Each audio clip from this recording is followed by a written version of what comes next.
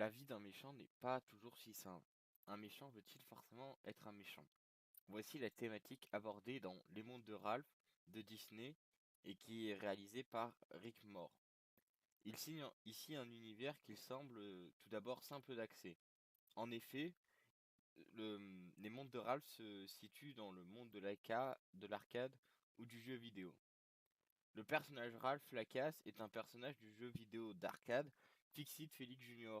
Ce jeu est un jeu d'arcade type où Ralph est le méchant et Félix le gentil. Dans l'univers du film, il y a beaucoup de références à la pop culture qui sont abordées, qui laissent peut-être un scénario assez vide, mais qui se révèle efficace. On peut notamment voir la présence de Bowser, Sonic. Donc Ralph se met en quête d'une médaille suite à un défi avec Jean, un personnage qui habite dans l'immeuble que Ralph a la responsabilité de casser dans son jeu. Ralph, voulant devenir gentil, quitte alors son jeu en recherche d'une médaille et met le hasard dans différents jeux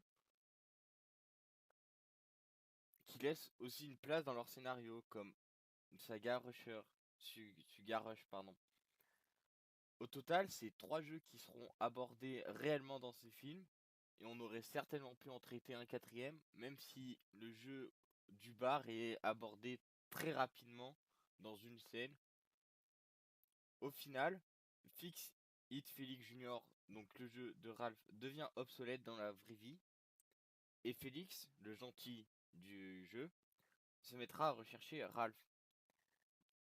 Finalement, le film se lance réellement quand Ralph rentre dans le jeu Sugar Rush et rencontre Vanellope. Vanellope est un personnage attachant qui ajoute l'humour du film et on s'attache vraiment à l'univers du film pour Vanellope et Ralph et les deux ensemble donnent un mélange très très homogène et très intéressant qui est à traiter. Donc Ralph et Vanellope après un- une longue présentation des deux personnages ensemble et une découverte du monde de Cigar Rush et de tout ce qui va se passer, finissent par s'allier pour participer à la course, étant donné que Cigar Rush est un jeu de type Mario Kart.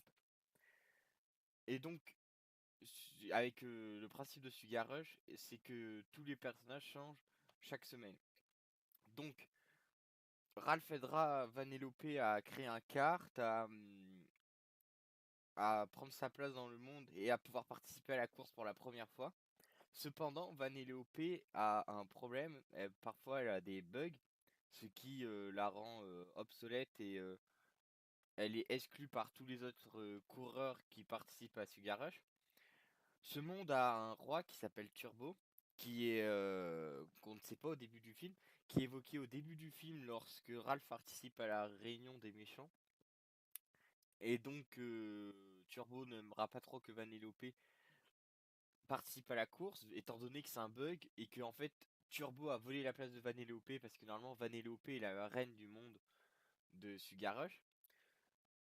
Donc maintenant nous allons traiter le personnage de Félix. Félix a un rôle secondaire. En gros, il ne sert à rien en fait, j'ai trouvé. Il sert juste un peu parce qu'il est le personnage principal d'un jeu et qu'il fallait bien, vu que Ralph est méchant, il fallait bien combler.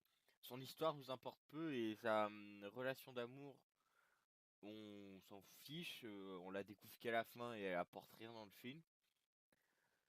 Le film tient vraiment sur la personnalité de Ralph et Vanellope. Les thématiques abordées sont simples.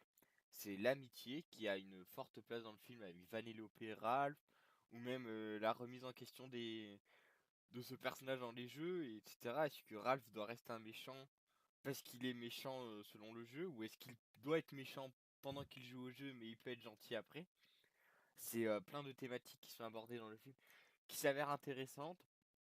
D'ailleurs, à la fin, Ralph accueillera des SDF et c'est aussi intéressant de traiter ça dans un film, même si ce n'est qu'un détail.